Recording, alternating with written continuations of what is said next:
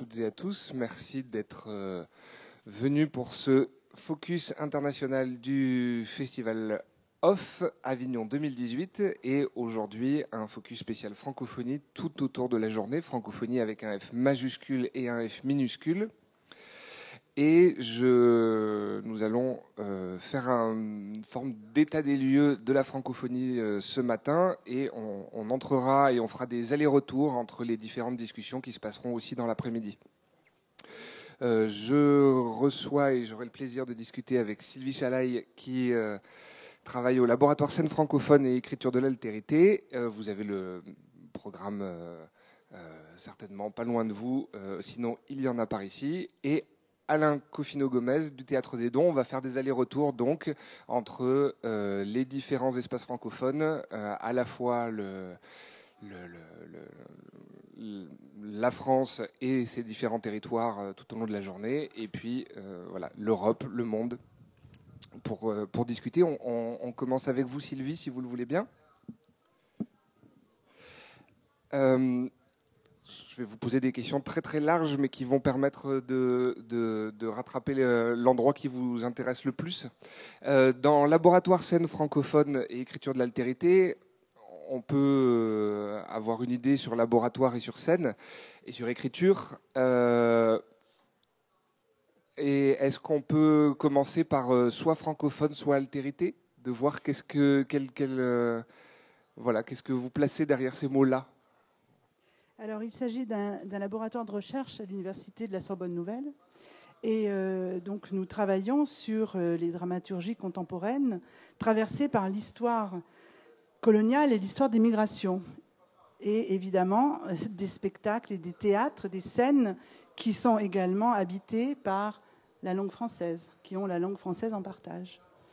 Donc, le travail de recherche a à voir aussi bien avec des dramaturgies qui sont finalement sur le territoire de France que à l'extérieur, puisque l'idée est effectivement de travailler sur la création contemporaine aujourd'hui. Qu'est-ce que c'est après, effectivement, l'histoire coloniale. Donc, quelque part, on pourrait même peut-être dire quelque chose qui serait de l'ordre de la création contemporaine en post-colonie, puisque c'est un des termes qu'on utilise aujourd'hui. Et est-ce que vous travaillez aussi sur des territoires qui font partie de la francophonie, mais qui ne sont pas forcément de langue française à la base, et qui proposent des créations autour du français, mais qui ne font pas partie de ces anciennes colonies? Alors, justement. C'est difficile de questionner et d'interroger la francophonie sans interroger la question de la colonisation et des suites de cette histoire. Vous parliez tout à l'heure de francophonie avec un grand F et un francophonie avec un petit F. Alors moi, j'aimerais bien savoir ce que vous entendez par là, peut-être. Oh, alors ça, c'est on a l'institutionnel qui veut qu'on l'écrive avec un F majuscule, et tout ce qui a à voir avec ce que justement la France métropolitaine définit comme étant de l'ordre de sous son adage. Et ensuite, on a la francophonie avec un F minuscule qui là est vraiment tout ce qui est de l'ordre des acteurs et des actrices de la francophonie. C'est tout simplement ce qui est écrit sur le site internet.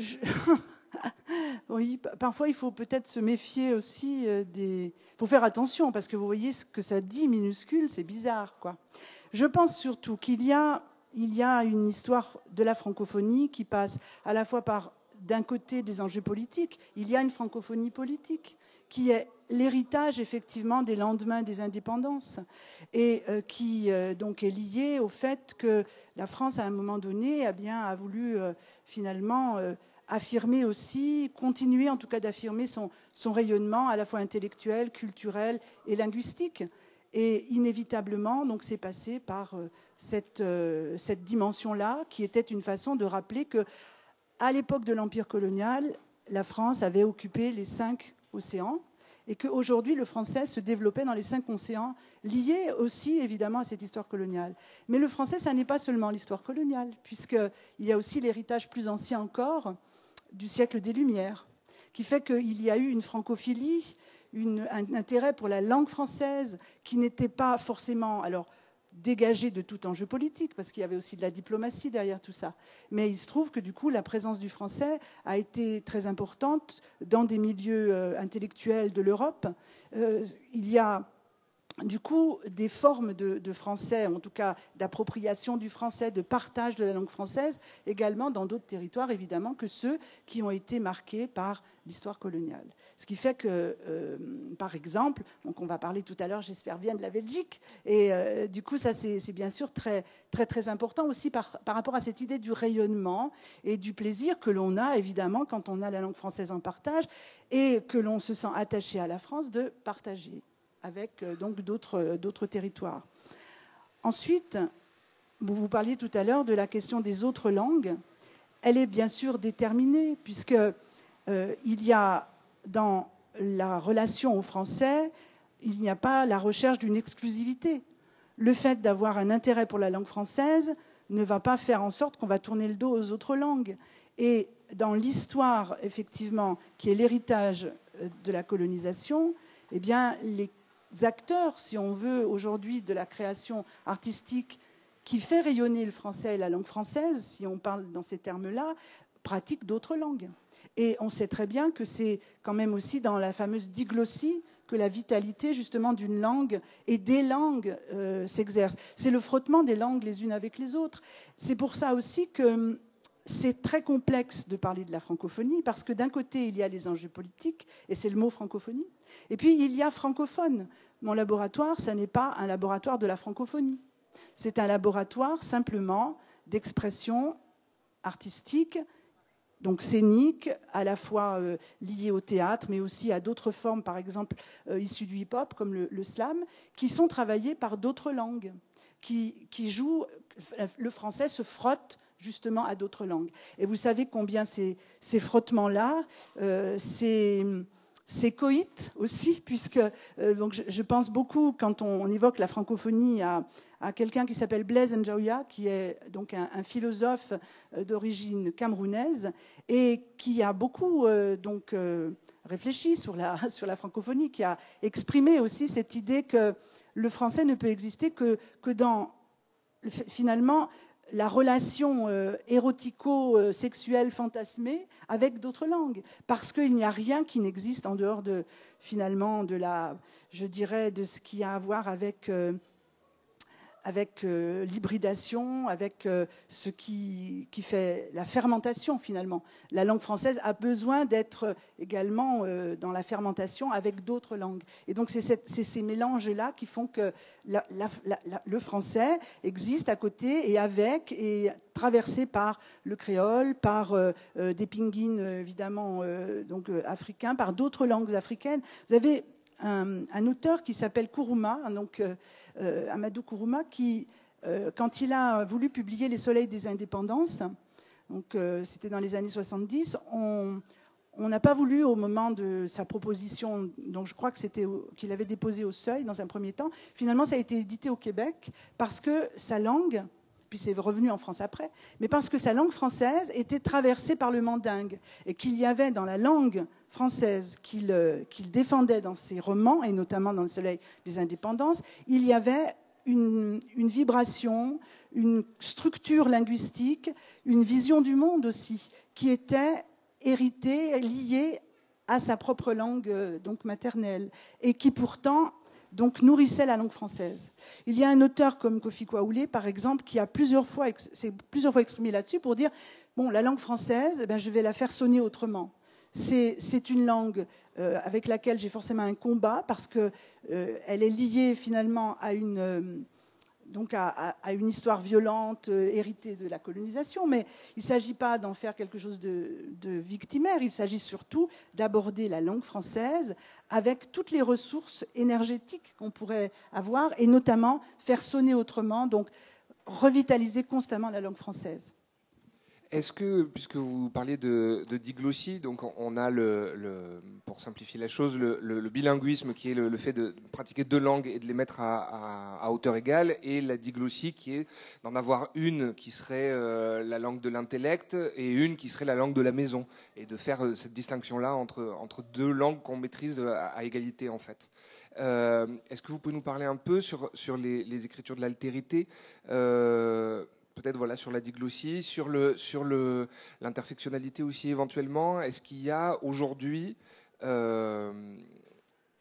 est-ce qu'il y a des lignes de force qui se font dans les écritures francophones?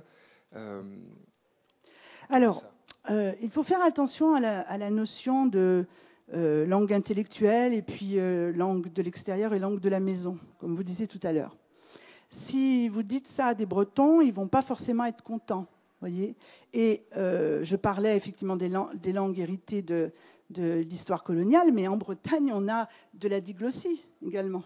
Et la diglossie, elle est liée au fait que, eh bien, il y a toujours une présence très forte d'une langue qu'on apprend à l'école aujourd'hui, puisque exactement comme on apprend le créole, et le créole n'est pas une langue non plus de la maison, c'est aussi une autre langue avec d'autres structures linguistiques. Il y a eu évidemment des éléments francophones, enfin qui se sont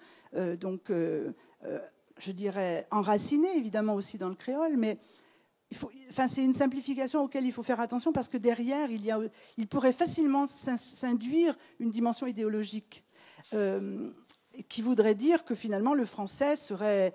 Enfin, il y aurait le français en haut, et puis donc la langue intellectuelle, la langue de la création, etc. Et puis l'autre langue, donc la langue paternelle, où, vous savez, on joue aussi souvent là-dessus, langue maternelle, langue paternelle.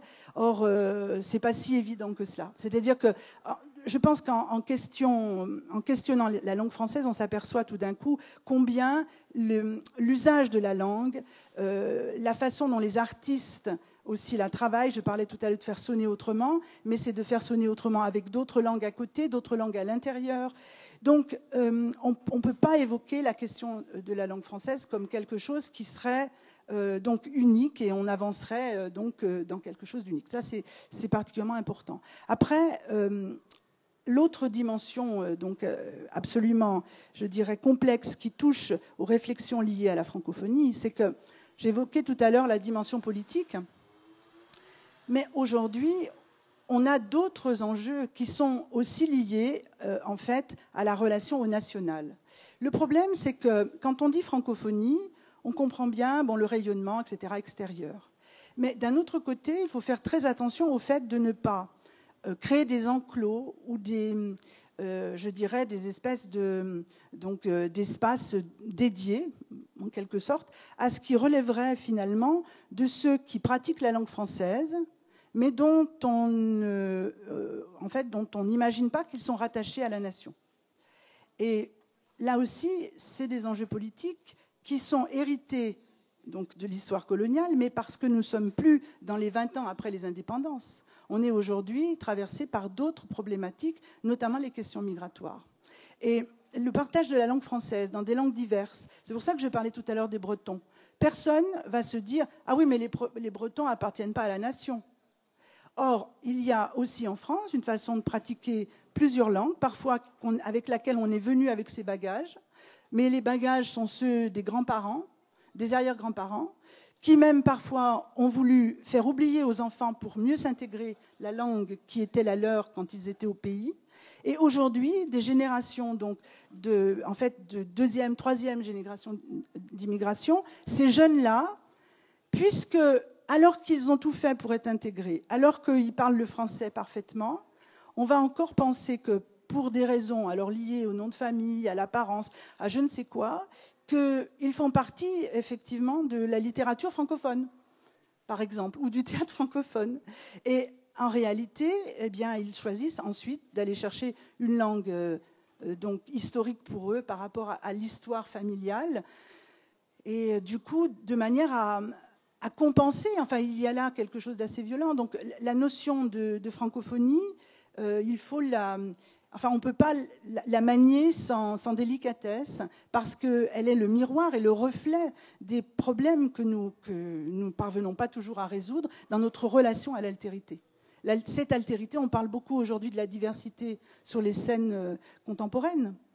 Et précisément, c'est-à-dire que ces acteurs qui sont donc issus de la diversité, vous voyez, les termes qu'on utilise sont quand même curieux, hein, issus de la diversité, issus de l'immigration, comme si on parlait de la diversité, de l'immigration et finalement de la francophonie, comme d'un territoire, un pays bizarre, d'où on vient, on ne sait où. Or, ces gens-là, ces artistes-là, ces créateurs-là, ces enfants-là sont d'ici.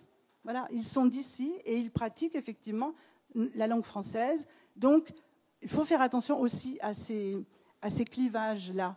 C'est-à-dire que l'altérité ne crée pas une altérité de la langue française. Il n'y a pas différentes façons de pratiquer la langue française.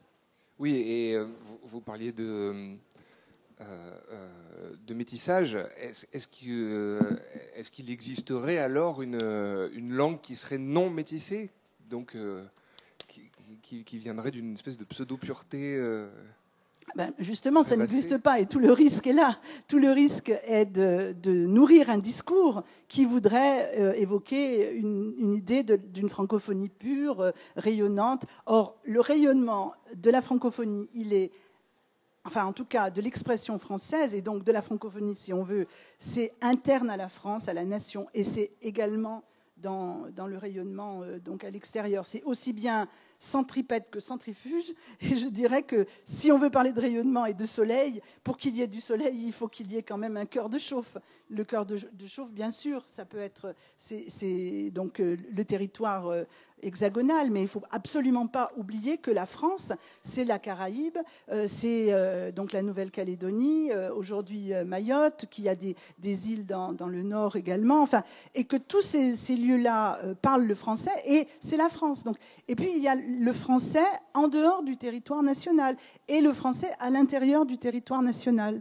Or, il y a beaucoup de fantasmes. Enfin, c'est pour ça que c'est aussi, si vous voulez, il y a aussi peut-être un vrai enjeu à apprendre la francophonie à l'école. Or, c'est une chose que l'on faisait au temps de la colonisation pour des raisons évidentes, et qu'aujourd'hui, par une espèce de complexe qui est lié au fait que pendant longtemps, à la suite des indépendances, au lieu de se confronter à la question et d'essayer de voir comment on allait pouvoir avancer autrement, on a tenté de tout balayer sous le tapis et de se dire, bon, ben, on passe à autre chose, on passe à autre chose. Or, on sait bien aujourd'hui que ces situations-là nous rattrapent, hein, et qu'on est obligé, effectivement, au contraire, de penser ensemble cette francophonie et de la penser de l'intérieur comme de l'extérieur, et surtout sans faire de clivage entre finalement les créations qui seraient françaises et puis des créations qui seraient francophones. C'est ça, tout le problème est là. À quel moment on crée de la frontière? Si un artiste donc qui vit ici, qui est français, mais qui a peut-être des origines, donc qui est né ailleurs, hein, donc alors on va lui dire votre projet de création est très intéressant, ah oui, ça fait rayonner la langue française, mais à ce moment-là il faudrait que vous alliez voir par rapport à des espaces qui sont dévolus à la francophonie. Et il faut se représenter le choc que constitue une telle façon de réagir, quoi. Donc du coup, la francophonie, il faut la penser dans tous les moments de notre vie artistique et éducative, à l'école également. Parce que sinon, par exemple, quand on étudie dans un ouvrage, donc un manuel scolaire, on va étudier Ionesco et Beckett. Et donc là, qu'est-ce que c'est que Ionesco et Beckett? Ionesco et Beckett, dans les livres scolaires, ne sont pas dans la francophonie. Et puis par contre, on va étudier donc un auteur comme Mabankou, par exemple, et là, on va le mettre dans la francophonie. Ces choses-là, il faut les problématiser, les penser, les partager, les interroger avec les acteurs de demain, et notamment à l'école. Ça, je pense que c'est très important, et pas se voiler la face, pas tourner le dos au problème, pas se dire, oh là là, ça c'est délicat, c'est compliqué, alors Ionesco, et ça va être compliqué. Donc, on n'aborde pas la question, on botte en touche, comme on dit. Et voilà, je pense qu'il faut vraiment se confronter à ces questions. On va essayer de pas botter en touche et puis de voir comment ça se passe du côté de la Belgique, où on va avoir au Théâtre des Dons des spectacles de danse ou de théâtre d'image, mais qui seront donc sans mots et pourtant francophones.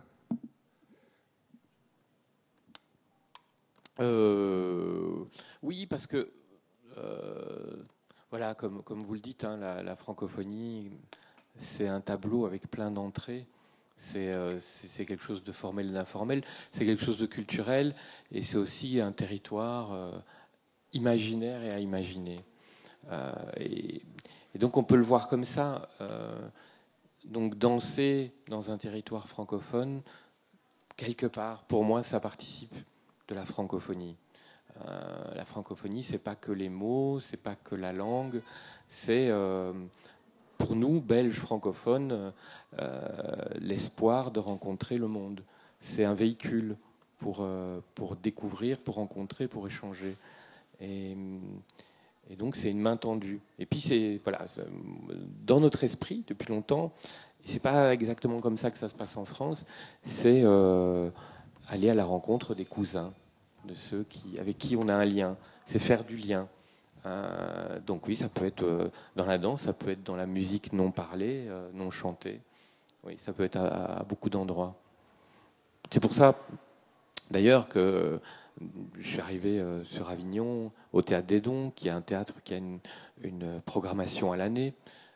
J'ai voulu très tôt qu'il y ait un espace pour la francophonie, et j'ai voulu échapper à tout ce qui conditionne ces temps, ces espaces-là. Et j'ai appelé ce festival francophoniérique. Donc avec le mot dedans, onirique, c'est-à-dire que tout était à créer. Et j'avais envie que dans ce temps-là, qui n'est pas très long, c'est une semaine, c'est pas un grand budget, c'est juste une déclaration d'amour d'un petit temps dans un théâtre, que dans ce temps-là, on essaye d'explorer tout ce qu'il est possible de faire avec des personnes qui sont sur un territoire où on parle ou pas ou plus le français. Et même jusqu'à l'inventer. Parce qu'on est là dans la cour d'une école qui s'appelle le collège Viala. Et c'est un collège avec lequel on fait des choses avec la langue et avec le théâtre des dons pendant ce festival-là. Notamment, on invite une classe qui est juste là derrière à inventer une langue à partir du bruxellois, qui n'est pas une langue française, et du provençal, bien essayé, et du provençal. Ils ont inventé une langue en même temps qu'une école à Scarbeck, dans un quartier bruxellois justement, faisait la même chose.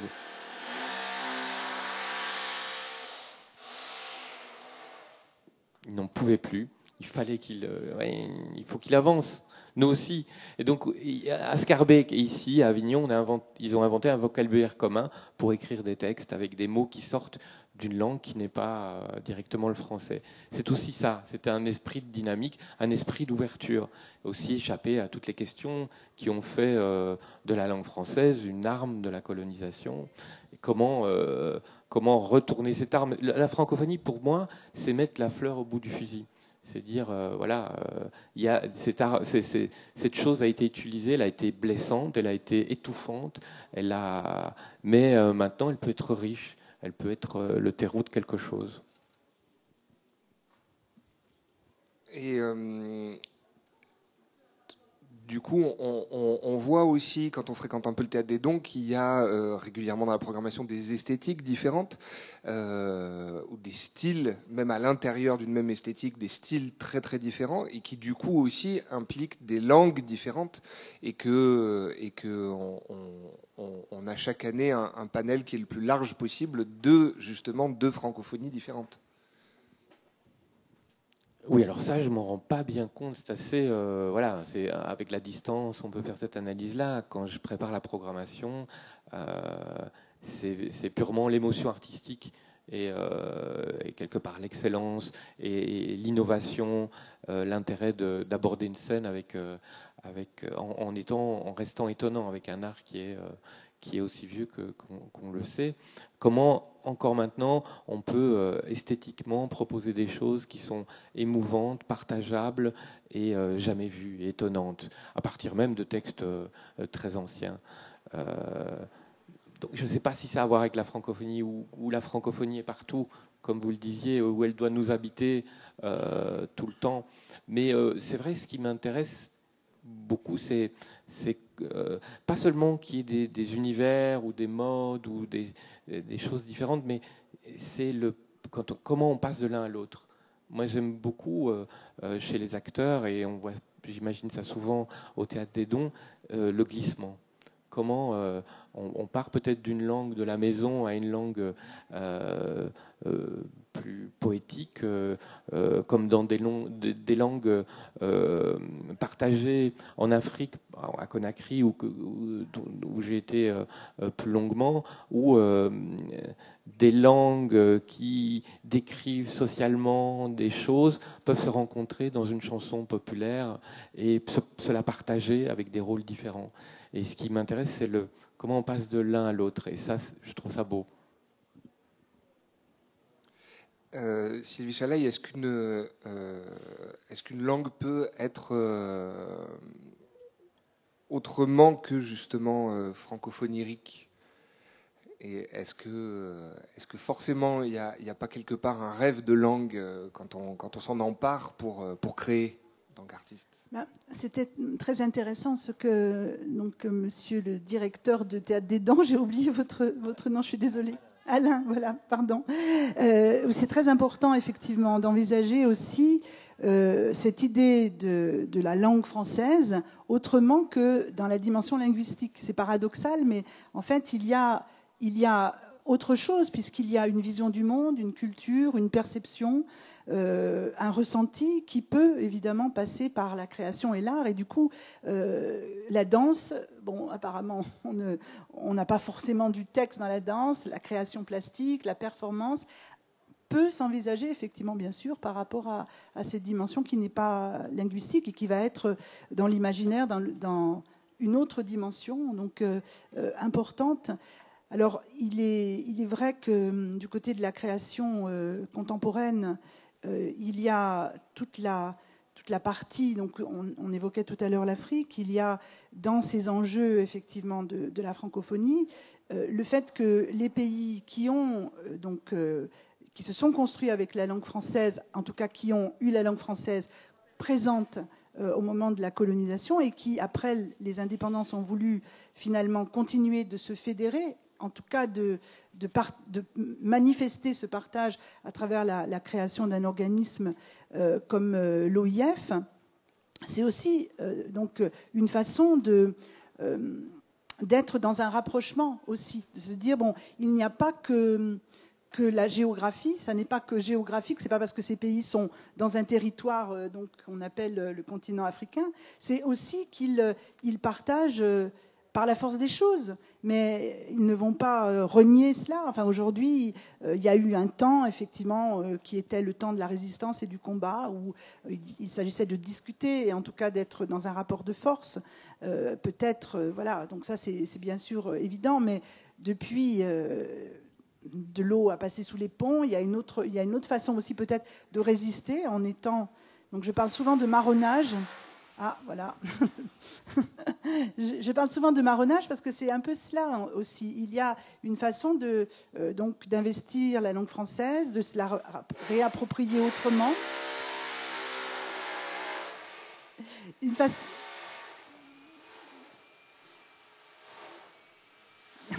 Notre directeur technique court pour aller... Il y a une façon de se réapproprier, en tout cas de reconstruire autrement quelque chose avec cette langue, en n'étant pas forcément là où on est attendu. C'est-à-dire que là aussi, il y a toute l'inventivité, la dimension inouïe.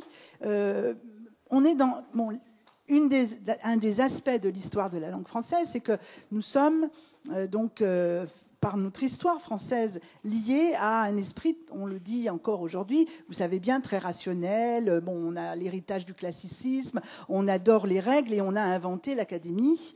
Et on a notamment un rapport à la langue qui peut être très en fait réglementé, en faisant très attention à toutes sortes de respect linguistique. Mais là aussi, ces choses-là se sont aujourd'hui un peu, je dirais, assouplies en quelque sorte.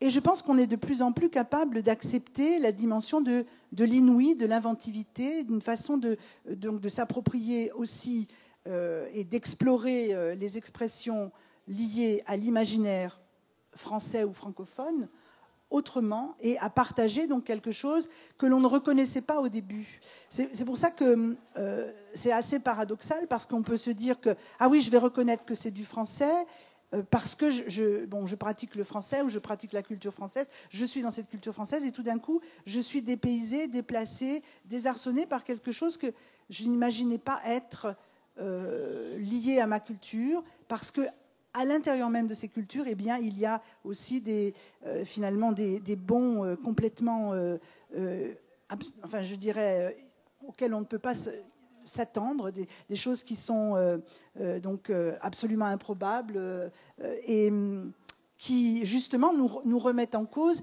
et nous font avancer. Dans le domaine de la création, on a toujours besoin d'avoir précisément des étonnements, enfin, des choses qui nous déplacent. Or, puisqu'on parle de scène et de création, que ce soit du côté de la danse, regardez comment le hip-hop, par exemple, alors pour le dire vite, mais en tout cas les cultures de rue, ont fait bouger les frontières et les limites de la poétique ou de la poéticité. Comment on aborde aujourd'hui la poésie absolument, je dirais, avec peut-être un autre regard, une autre disponibilité. C'est la même chose pour la dramaturgie, pour la création contemporaine. Il y a des formes qui viennent notamment des territoires africains, mais pas forcément en ayant fait le voyage simplement parce que cette Afrique, elle est à l'intérieur de la France aujourd'hui, elle est présente là au quotidien dans les gens qui nous entourent. Quand on traverse, nous sommes tous, enfin c'est un festival qui se passait à Prague qui s'appelait Nous sommes tous africains. Il fallait que ce soit à Prague, hein, parce que justement, il rappelait cette dimension-là, le fait qu'il n'y a pas besoin de faire la traversée pour aller jusqu'en Afrique. On peut retrouver l'Afrique et la francophonie aux États-Unis, en Amérique, dans le monde asiatique et en France aussi. Donc ces questions-là, hein, qui n'ont pas forcément à voir seulement avec la pratique de la langue, c'est une autre façon d'aborder aussi la culture française. Cette altérité qui est interne à la France fait partie de la culture française et donc plus largement de sa pratique de la langue française et de sa pratique de la vision du monde, donc à travers, je dirais, la lorgnette de la culture française. On a parlé très brièvement de francophonie politique, parlons aussi de francophonie poétique ou poélitique. Est-ce que ce soit alors au Théâtre des Dons sur cette programmation ou sur les quelques dernières années, ou même sur toute la Belgique francophone en ce moment et dans le reste du monde, est-ce qu'il y a des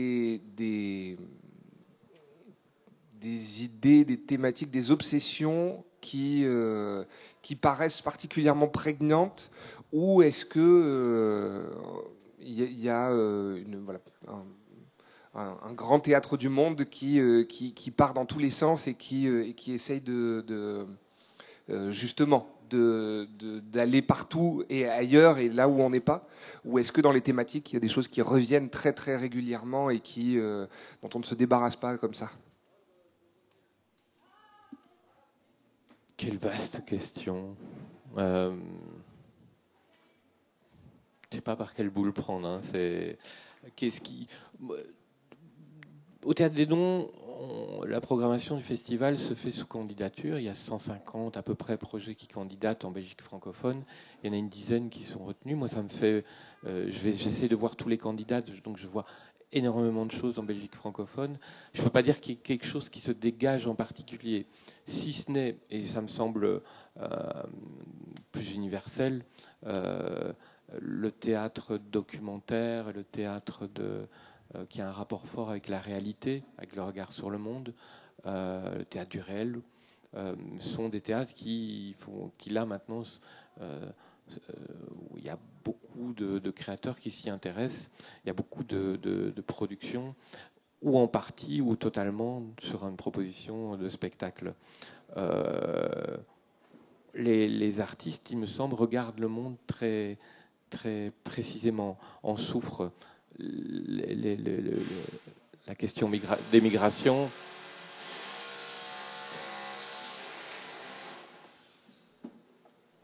Quelque chose de pas clair là dans la question des migrations, évidemment, parce qu'elle est au cœur des villes, au cœur de Bruxelles. Il y a des endroits où on retrouve des centaines de migrants et où le monde de la culture s'est mis à les aider, à les abriter, à les loger chez eux.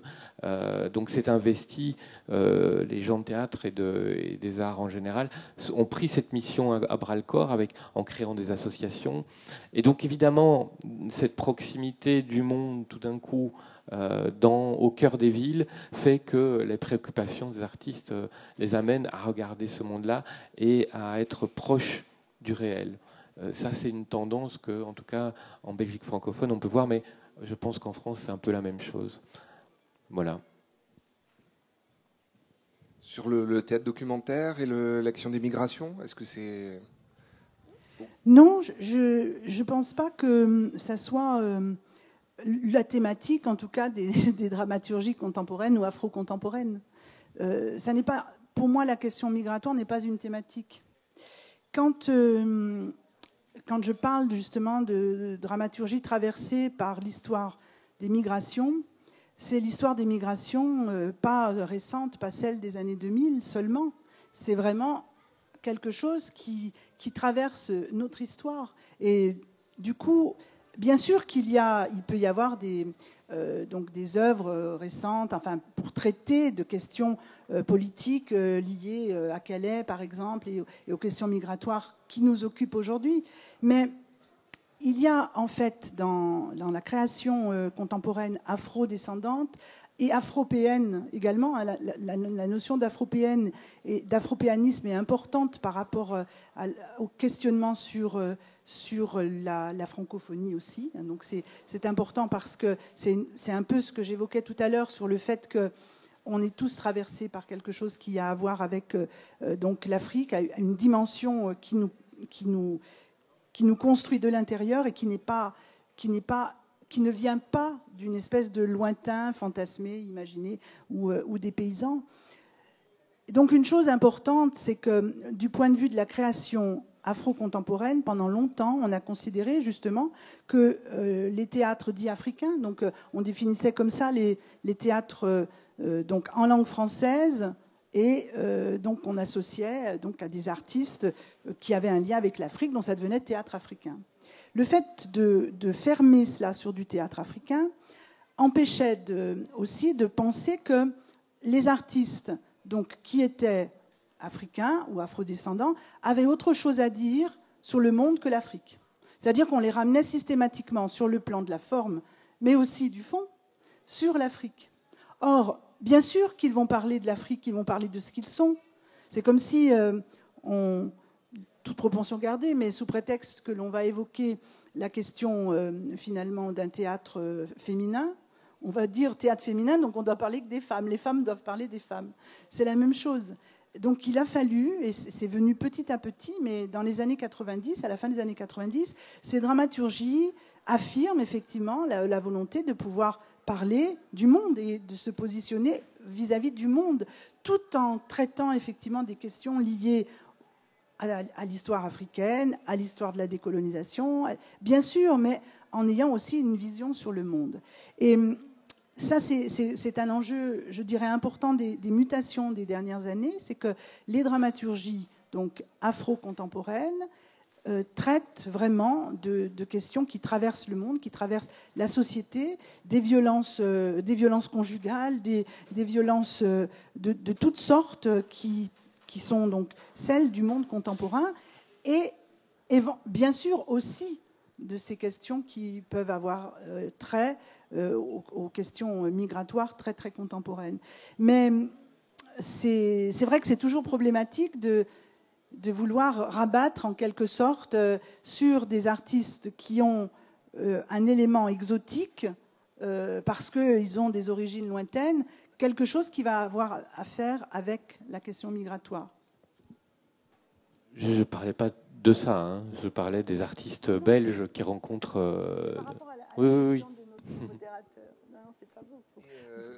Puisque vous avez la parole, est-ce qu'il y a, on parlait d'exotisme, de l'exotisme de la Wallonie en terre provençale. Est-ce qu'il y a aussi, est-ce que vous sentez cette chose-là ou pas du tout? Est-ce qu'elle est appréciée ou pas? Est-ce que nous, Belges, nous sommes exotiques pour vous? Oui, mais c'est ça aussi, c'est une façon de dire l'altérité aussi, l'exotisme, et on est toujours l'exotique de quelqu'un. Et puis c'est bien, l'exotique c'est la fraîcheur, et c'est l'altérité, c'est ce qui crée le désir de la rencontre. Après c'est très artificiel, parce que, comme vous le dites, on parle de l'endroit où on est. Alors à un moment il est exotique pour l'autre, et puis si on est curieux, intelligent et que le savoir augmente, eh bien ça fait partie aussi de vous. Et donc c'est devenu moins exotique. Je pense que dans la vie, il faut aller vers le moins d'exotique possible. Ça veut dire qu'on a le plus d'expérience et on a fait le plus de rencontres possibles. Alors oui, on regarde le théâtre des Dons en disant c'est le théâtre des Belges, ce qui n'est pas tout à fait vrai, mais bon, on ne va pas rentrer sur notre division. Et on nous prête, on nous analyse comme quelque chose d'étrange, d'étranger, une forme d'autre, et on y voit une pratique qui existe en partie, puisque culturellement, on n'a pas les mêmes racines. Mais je pense que, au bout du compte, surtout par rapport à la Belgique francophone, si on devait la comparer à la France, et pourquoi on est exotique et pourquoi on ne l'est pas, c'est... je parle artistiquement sur le plateau, c'est une liberté que les Belges ont par rapport justement à la langue, parce elle est moins directement normée.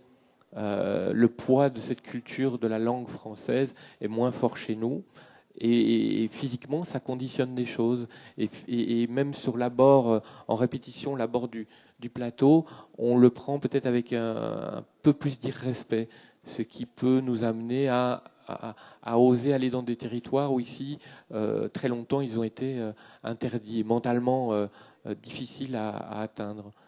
Peut-être là que se trouve cette différence, mais une différence qui n'est pas due à nous intrinsèquement, mais au fait qu'on n'est pas à la source de la norme. Est-ce qu'on aurait sur cette question de la norme et du coup de l'étrange et de l'étranger, est-ce qu'il y a une crainte de ça, ou au contraire un plaisir de ça dans les écritures francophones, en tout cas en Afrique, mais comme il peut y avoir chez beaucoup de poètes, hein, d'écrire étrange?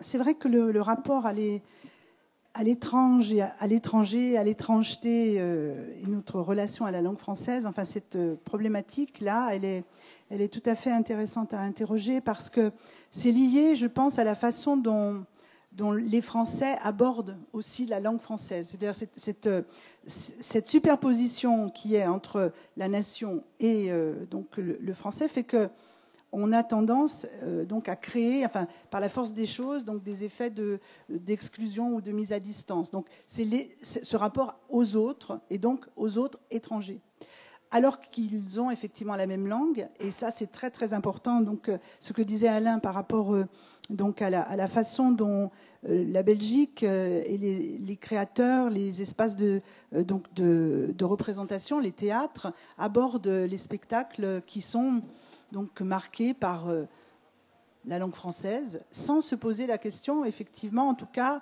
de la façon dont ces spectacles représenteraient la francophonie. C'est-à-dire qu'en France, on est toujours en train de se poser cette question. En quoi c'est labellisé francophonie ? Or, il y a quelque chose de remarquable, effectivement, dans les espaces de création artistique belges. Enfin, je pense à des lieux comme le Théâtre Varia, par exemple, ou le Théâtre Océan Nord, hein, qui sont des théâtres de Bruxelles, qui accueillent des spectacles d'auteurs afro-contemporains sans absolument pas se poser la question du clivage, c'est-à-dire ils ne sont pas en train de faire une action en faveur de la francophonie. Ils accueillent un spectacle dont il se trouve que il y a un auteur qui peut être ivoirien, béninois ou autre, et c'est un spectacle dans une programmation avec donc un ensemble d'autres créateurs qui peuvent être belges, qui peuvent être aussi français, qui peuvent venir du Québec, mais il se trouve que les spectacles sont en français. Et il n'y a pas cette labellisation. Et ça, c'est encore une fois la question de notre positionnement un peu problématique, parce qu'on ne peut pas faire la part des choses entre la question du français, l'expression française et la francophonie.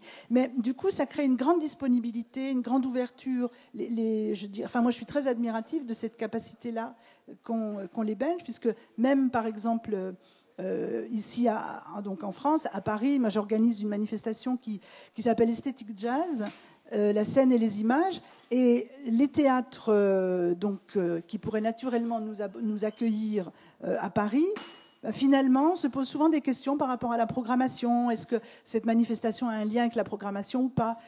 Et l'espace de Wallonie-Bruxelles nous accueille sans souci. La seule chose, évidemment, on n'est pas belge.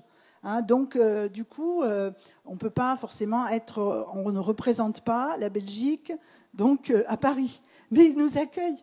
Donc, du coup, c'est cette force d'ouverture, elle est liée au fait que c'est quelque chose qui est décomplexé par rapport à l'héritage colonial dont j'ai parlé tout à l'heure. C'est-à-dire que la francophonie a besoin encore de se soigner de ça. Il y a vraiment quelque chose qui est encore là, et on ne peut pas se soigner de cette dimension-là sans la traiter, sans l'évoquer, sans l'énoncer, sans en débattre. C'est certainement pas en faisant en sorte que ça n'existe pas, en tournant le dos et en se disant « oh là là, c'est désagréable » qu'on va gérer la question. Je rebondis, parce que c'est vrai que quand j'ai créé les Francophoniériques, j'ai senti, pour moi c'était un moment qui pouvait être naturel, où on pouvait échanger, et j'ai senti quand je parlais de francophonie ici en France que il y avait quelque chose de tendu, de dangereux, et j'ai mis un petit moment à l'analyser, à le décrypter, et à voir que ça pouvait être source de malentendus, de conflits, alors que l'idée était complètement inverse. Et c'est vrai qu'en Belgique, on est naturellement dans cet esprit de francophonie. Depuis l'enfance, on baigne sur cette idée qu'on a des cousins. Et arriver en France, c'est un sujet politique étendu. Donc il faut faire attention. Qu'est-ce qu'on y met, qu'est-ce qu'on n'y met pas. Tous les mots qu'on utilise sont analysés, sont dangereux, peuvent exploser, même malgré vos bonnes intentions, peuvent exploser devant vous. Donc oui, j'ai senti une grande différence sur cette question-là. Alors, comment on fait pour faire en sorte justement, alors je pense au Festival d'Avignon qui est un prisme, un endroit d'un état des lieux subjectif et dû au hasard de la représentation des langues du monde. Et comment est-ce qu'on fait pour est-ce qu'il est intéressant d'avoir des espaces spécifiques pour la francophonie, ou est-ce qu'il faut essayer que ça se développe le plus possible? Ça, c'est au niveau de l'institution. Et puis au niveau après de l'éducation, comment est-ce qu'on peut éduquer à la curiosité, en fait, d'aller voir les cousins, et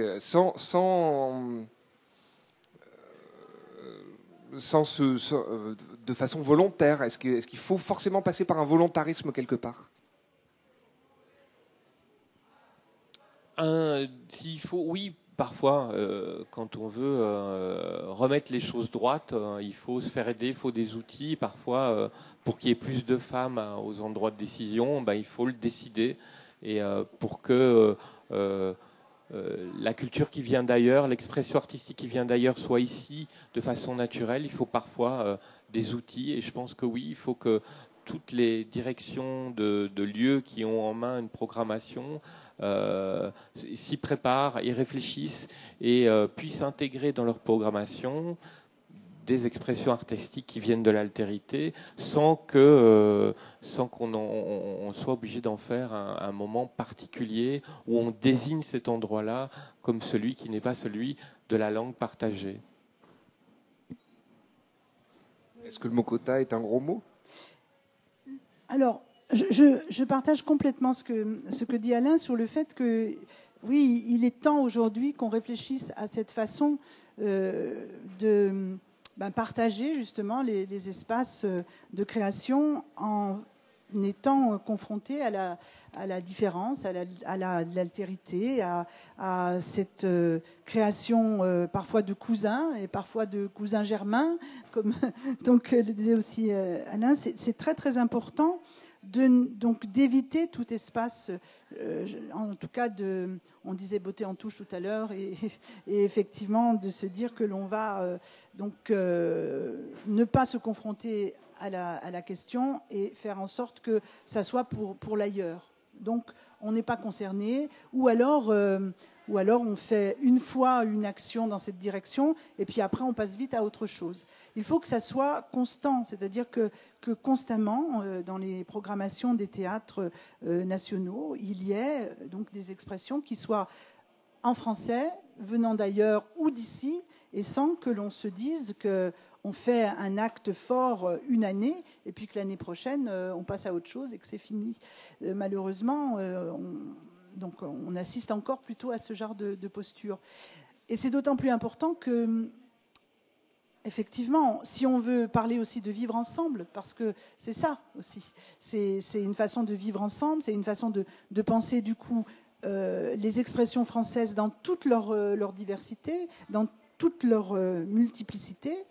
Donc peut-être il faut faire des efforts. Alors vous parliez du mot quota, c'est pas le mot qui pose problème, c'est plutôt la façon dont on va essayer de repérer, de faire en sorte de donner des motivations, de forcer un petit peu les choses, parce qu'on sait bien que il y a souvent beaucoup de peur, il y a aussi des inhibitions, il y a beaucoup d'ignorance qui font que finalement on continue de faire ce qu'on savait faire et on ne se confronte pas à quelque chose qui nous déstabilise. C'est beaucoup plus confortable finalement dans les dramaturgies dont je parlais tout à l'heure. Pendant longtemps on les a considérées donc comme des dramaturgies dépaysantes, des dramaturgies qui étaient finalement les théâtres d'Afrique, théâtre africain. On y allait pour voyager, voir l'Afrique, mais pas pour se questionner sur ici et partager quelque chose qui nous désarçonne, qui finalement nous renvoie à nos propres questionnements ici. Or, ce qui désarçonne, ce qui fait peur, on n'est pas très enclin à le convoquer. Donc, il faut en parler, il faut à chaque fois le rappeler. Je sais bien que dans les espaces de création, il y a des cahiers des charges, donc sans forcément créer des quotas et dire il faudra qu'il y ait tant de personnes, simplement être sensibilisé, y penser, se dire ah oui, mais au fait, est-ce qu'on est ouvert à quelque chose de différent? Est-ce qu'on n'est pas trop entre soi? Est-ce qu'on s'ouvre à autre chose? Le fait même d'en faire un objectif, je pense que ça peut changer les choses. Après, on sait que parfois, on a besoin d'aide concrète pour penser, et que des fois, les quotas, ça peut aider. C'est-à-dire que moi, je ne suis pas radicalement contre. Je pense qu'il faut en tout cas réfléchir à des moyens presque coercitifs pour faire bouger les choses. Ça peut... Oui, en termes d'égalité, d'altérité, peut-être que plutôt que de cahiers de charges, les responsables devraient avoir des cahiers d'objectifs et que l'altérité soit jamais une charge. Est-ce que alors on en arrive à notre deuxième partie de la rencontre avec des échanges avec la salle. Donc si on va passer le micro. S'il y a des questions, des interrogations, des envies de partage d'expérience.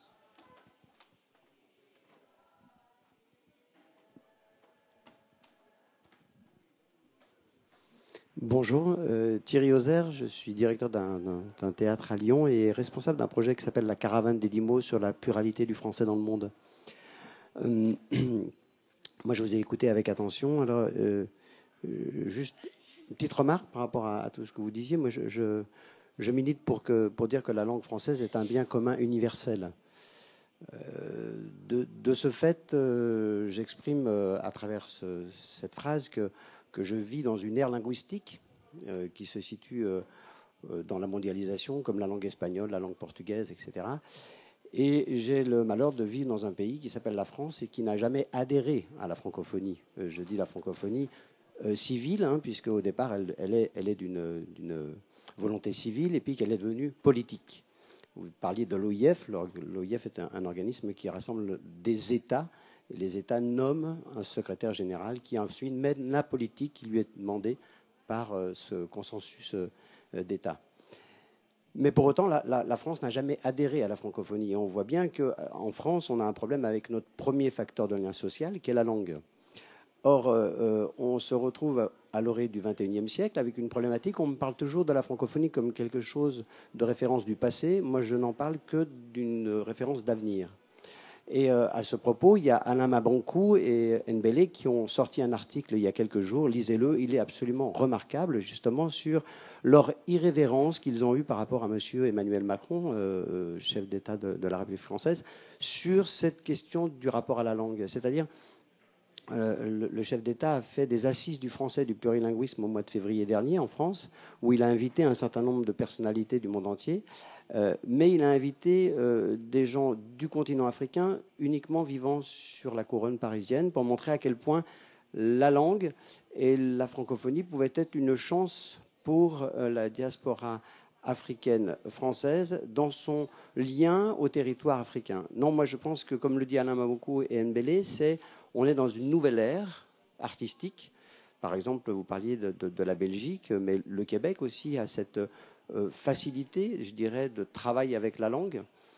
Nous, on a énormément de soucis parce qu'on a une culture, la langue étant l'émanation d'une culture, on a une culture qui est très ancienne, arc-boutée sur un principe du premier chef de la Constitution française, c'est notre langue, notre colonne vertébrale à travers l'Académie française. Regardez quelqu'un comme Dany Laferrière, que je connais très très bien, qui est quelqu'un qui, il y a quelques années en arrière, cherchait un éditeur. Il est venu à Lyon, il a été édité pour la première fois par la Passe du Vent. Aujourd'hui, il est rentré à l'Académie française et Dany n'a plus du tout la même façon de, parler ouvertement de son rapport à la langue et de sa diversité. Parce que, comme il le dit, il dit je suis rentré à l'Académie française. Et de fait, maintenant, il est garant d'une certaine entité de cette langue, comme Almine Malouf et d'autres. Donc on fait rentrer ces gens à l'Académie en disant, regardez, on est pour la diversité, mais c'est tout le contraire. C'est-à-dire que ces gens-là rentrent pour conforter le fait qu'il y a une règle sur la langue, elle est en France, et ensuite, il y a le reste. D'autre part, c'est vrai que cette langue française, partagée dans le monde par 270 millions de locuteurs à peu près, a son centre névralgique qui s'est déplacé sur le continent africain. Et c'est irréversible, cette histoire-là. Donc, du coup, il faut qu'on fasse partie de ce voyage, de cette décentralisation de cette langue. Aussi, avec nos francophones, par exemple, on parle souvent de la Belgique. La Belgique, je ne sais plus combien c'est de locuteurs de français. Enfin, en Wallonie, c'est 2 millions, un truc comme ça. En Allemagne, il y a 12 millions de locuteurs de français. En République fédérale d'Allemagne, il y a 12 millions de locuteurs de français. Donc c'est le 4e pays francophone au monde. Or, quand vous parlez de francophonie en Allemagne, les gens vous regardent avec des yeux, ils se demandent ce qui se passe. Mais il y a un monsieur qui s'appelle Thomas Ostermayer, qui est metteur en scène, que tout le monde connaît ici, il est venu souvent. Il dit, quand j'ai fait ma première création en langue française, je me suis aperçu à quel point j'avais une possibilité de diffusion à travers la planète qui était exceptionnelle. Voilà, c'est Thomas Ostermayer qui le dit, et il est grand metteur en scène allemand, dramaturge allemand. Donc du coup, c'est comment faire comprendre aux Français qu'on doit rentrer dans la francophonie, parce que c'est une chance pour la France. Comment faire comprendre au monde politique, vous l'avez dit, quand vous avez lancé votre projet ici, vous avez vu à quel point ça pouvait être... Mais c'est un gros problème, hein. Regardez, on va créer au château de Villars-Cotterêts la nouvelle Villa Médicis de la francophonie, c'est une volonté présidentielle. On va relancer le festival en Limousin. Voilà, il y a 4 ou 5 gros projets, mais qui sont spécifiques. Regardez l'histoire du tarmac à Paris. Comment se fait-il qu'au tarmac, avec tout le respect que j'ai pour tout ce travail qui a été fait, moi-même, en tant que directeur de théâtre et metteur en scène, je ne puisse pas venir en tant que francophone. Je suis francophone. Mes gènes sont francophones aujourd'hui. Donc, du coup, je n'ai aucun problème pour aller travailler dans l'ensemble des territoires francophones d'Afrique. Et l'Afrique n'est pas un continent francophone. L'Afrique a une partie de son continent qui est francophone. Mais attention, l'Afrique a beaucoup d'autres langues sur son territoire. Et souvent, on fait cette confusion en France de parler, par exemple, de la Belgique, de la Suisse, du Québec, puis après, on parle de l'Afrique. Non, l'Afrique, c'est un continent où il y a un certain nombre de pays francophones, mais tous ne le sont pas, et tous ne le resteront peut-être pas d'ailleurs demain. C'est quand même un gros souci. Et regardez les échanges qui se passent au niveau sud-sud en Afrique. Il y a énormément de compagnies, d'artistes plasticiens qui font des expositions. Il y a une dynamique culturelle, comme le dit Alain Mabankou, qui est extraordinaire. Excusez-moi, je ne voulais pas...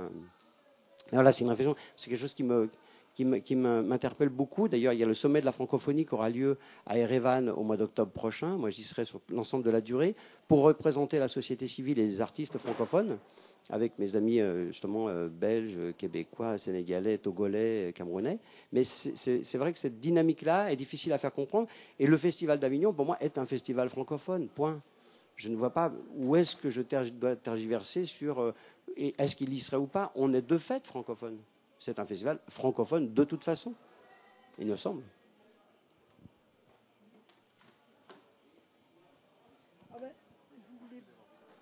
Mais bon, je pense qu'on est complètement sur la même longueur d'onde. Hein. C'est exactement ce dont on vient de parler. Donc, et c'est vrai que vous faites bien de...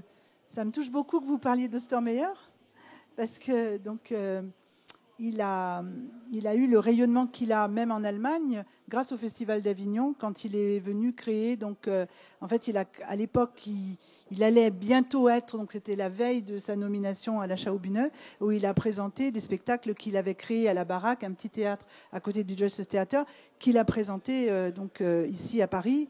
Et du coup, c'est effectivement la possibilité aussi de faire connaître son travail en français, et puis parce qu'il est francophone. Donc moi, j'ai travaillé sur Ostermeyer, j'ai fait un entretien très très long avec lui bon, je parlais un peu allemand, et lui très bien français, et on a fait cet entretien grâce au français. C'est le français qui nous a permis de faire ça et de faire connaître, alors qu'il n'avait pas cette notoriété en Allemagne du tout. Donc bien sûr. Enfin, en tout cas, merci monsieur pour votre intervention qui était lumineuse. Merci.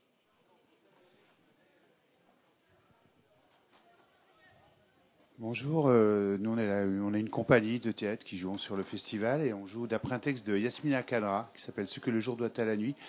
Moi, j'aurais juste ajouté notre expérience, c'est qu'on est allé jouer par exemple en Algérie et on se rend compte que ce qui est intéressant pour nous, c'est que le regard n'est pas du tout le même quand on joue avec des Français en France, pour des Français en France, et quand on joue dans un pays francophone, mais pour lequel la langue, comme vous le disiez, est un vecteur de culture, pardon. Oui, ouais, mais enfin, c'est juste un témoignage. Nous, on a senti une différence de ressenti, parce que en France, ça paraît évident, on se parle en français, tout ça, et en Algérie, le français, c'était un vecteur social, de gens qui se parlent, qui ont une culture commune. Et nous, on l'a ressenti très fortement, cette chose-là, qu'on n'avait pas du tout le même retour, la même façon de parler avec nous. Et nous, on trouve on parle, enfin, dans ce livre, ça parle beaucoup des questions justement de la colonisation, de l'après-colonisation, comment on se construit quand on a des origines multiples, et comment on peut arriver à vivre ensemble le mieux possible. Et justement, nous, on s'est rendu compte, par exemple en Algérie, qu'effectivement, ça aidait les gens à vivre mieux ensemble. C'est cette histoire de langue qui était commune, et que partout où on allait, on nous disait mais c'est une déchirure entre le français et algérien, on est frères.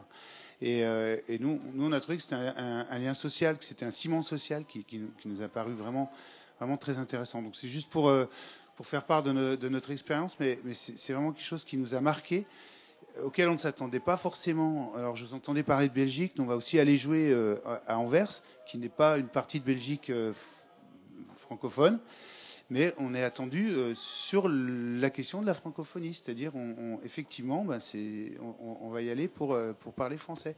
Et je trouve que c'est une belle... pour nous, c'est très enrichissant. Voilà, c'est ce que je veux dire. On peut jouer en France, pays francophone et français, mais d'aller jouer dans des lieux où le français représente un vecteur social, de manière comment dire, plus acérée, pour nous, c'est vraiment, ça change beaucoup de choses en tant que compagnie. Voilà, je voulais juste ajouter ce petit témoignage. Je ne sais pas à qui je donne.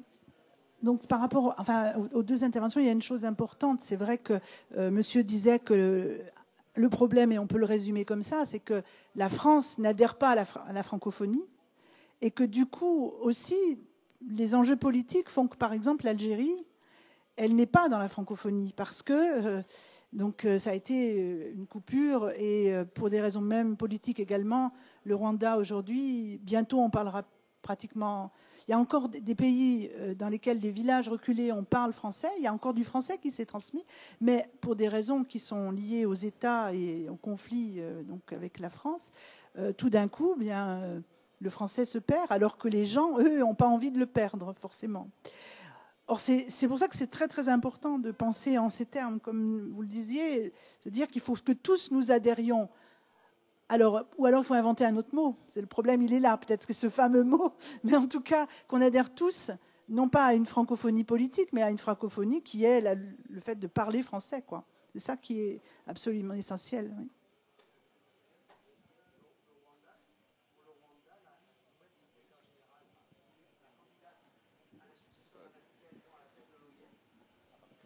Voilà, il faut parler dans le micro pour l'enregistrement. Oui, excusez-moi. Pour ce qui est du Rwanda, c'est assez drôle d'ailleurs, puisque donc le Rwanda a fait de sa première langue maintenant l'anglais, officiel.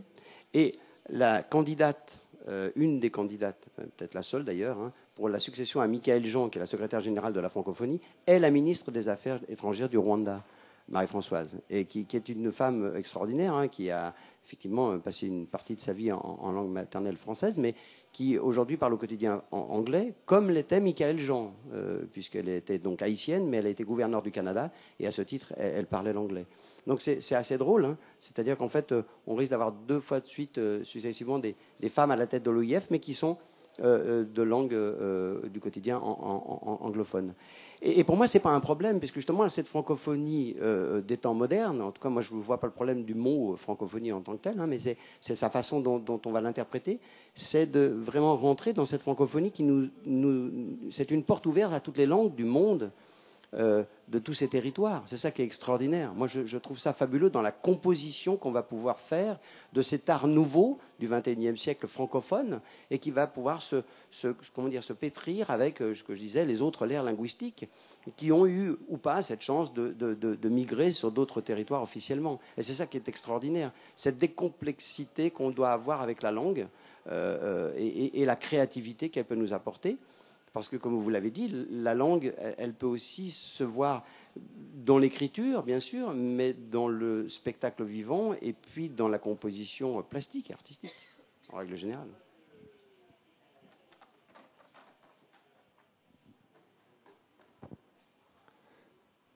Est-ce que dans vos rêves, dans vos envies, dans vos réclamations sur le futur plus ou moins proche, on peut rêver des échanges plus importants, plus intenses, puisqu'on parlait justement de la capacité pour ouvrir aussi sur les débats de cet après-midi, de Thomas Ostermayer à pouvoir, quand il fait des représentations en français, à tourner de par le monde. Est-ce que les productions francophones peuvent encore s'exporter plus, ou au contraire que nous ici en France devons-nous faire plus d'efforts pour aller accueillir d'autres formes de français?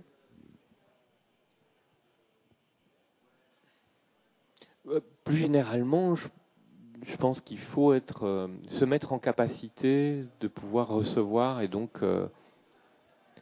Moi, je suis toujours... je suis pas un intellectuel, donc des choses concrètes. Il y a une question quand on importe des spectacles qui viennent de Belgique ici, et que à l'intérieur du spectacle, il n'y a pas que du français. Partout ailleurs, on ne se poserait pas la question, mais quand on est en France, on se dit, est-ce que ça va passer? Parce qu'il y a en France il y a un rejet ou une non-compréhension de l'anglais ou de langue étrangère, ou comment dire, il y a une réactivité forte si c'est pas une totalité, le texte n'est pas totalement compréhensible directement. Il y a une tristesse du spectateur quand il ne saisit pas le mot, son intelligence, ce qu'il veut dire. C'est quelque chose qui est en Belgique, puisque on est culturellement partagé dans des langues, dans des cultures différentes. Très tôt, on est habitué à regarder la télévision dans des tas de langues. On apprend, on comprend. Voilà. Ici, il n'y a pas cette plasticité-là. Et du coup, on se pose, nous, la question, quand on vient avec un spectacle et qu'il y a 5 minutes en anglais, est-ce qu'on va créer la traduction parce qu'on est en France? Est-ce qu'on va le faire ou pas? Est-ce que ça va être accepté? Ou est-ce que la connaissance basique de l'anglais permet de recontextualiser ce qui est dit? Voilà, c'est une question. Et je trouve que ça, c'est si je devais dire comme ça à des directions de théâtre, il faut que le public et ceux qui amènent des spectacles au public aient cette liberté-là. Comme il faut il faut rendre toujours à la langue sa plasticité. L'académie, c'est une belle chose, mais c'est pas quelque chose d'officiel. Elle travaille les dictionnaires, mais elle ne fait pas force de loi. Il n'y a rien il n'y a pas une administration de la langue, heureusement, de la langue française en France. C'est quelque chose finalement de privé. Et s'y plient ceux qui veulent s'y plier, comme l'orthographe. Il n'y a pas une loi qui dit que les choses doivent être écrites, et on aurait bien du mal à le faire. Et c'est bien, et c'est une chance, mais on n'en profite pas assez. La langue française, elle est libre, et il faut la réinventer toujours. Elle est plus libre qu'on ne l'imagine. Voilà, oui, l'école, voilà, mais c'est là, tout se passe à l'école, on est d'accord. Oui, je voulais juste ajouter aussi de faire attention. Il faut qu'on soit très vigilant pour que la diffusion de la langue française, de l'esprit, enfin de la francophonie, ça ne soit pas une forme de nouveau colonialisme aussi. C'est-à-dire que nous, on a aussi constaté que ça peut aussi créer une espèce de clan, enfin de pouvoir aussi. C'est-à-dire il faut faire attention à ça aussi. C'est-à-dire oui, il faut diffuser. Oui, la culture française est intéressante. Oui, il faut francophone, pardon. Mais faut pas que ça devienne une espèce de colonialisme déguisé. Et nous, on a senti un petit peu ce danger aussi. Donc voilà, je voulais juste ajouter ça. C'est faire attention à ne pas recréer, parce que dans beaucoup de pays qui ont été colonisés, la langue représente quand même le colon. Historiquement, et donc faut faire attention de ne pas non plus venir dans cette logique-là. Et bon, pour avoir côtoyé des organismes français à l'étranger, des instituts français, tout ça, il pourrait y avoir cette tentation. Il faut faire un petit peu attention. Voilà.